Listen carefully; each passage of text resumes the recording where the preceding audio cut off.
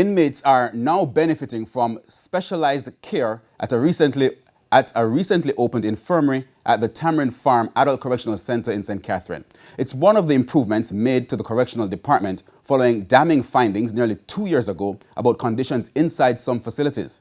Details in this report. The disturbing images of Noel Chambers left many shocked when they surfaced in 2020. The inhumane conditions in which the 81-year-old was kept up to the time of his death were uncovered in an independent Commission of Investigations Indicom probe on detention facilities. The subsequent outcry forced the state to act, and now, nearly 2 years later, improvements have been announced.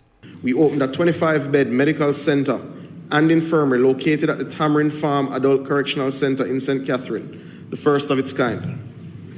I am also happy to announce that 15 inmates who were transferred from the St. Catherine and Tower Street Correctional Centers are now receiving specialized care at the newly opened facility.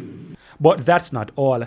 More attention is to be given to the mental well-being of inmates. Since undertaking this review, the DCS has expanded its cadre of medical doctors to include 5 medical doctors and 6 health aides. The latter have been assigned to the infirmary.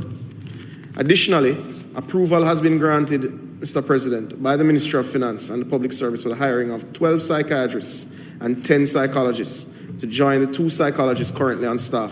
Chambers died after 41 years in the penal system without trial.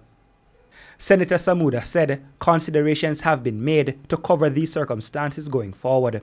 The MNS is at an advanced stage in procurement of a specialist psychiatrist who will be tasked with ensuring the timely assessment of all unfit to plead inmates, with a view to have their matters relisted before the courts for a final determination.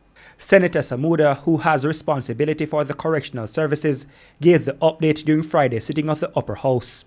Dwayne Anderson, TVJ News.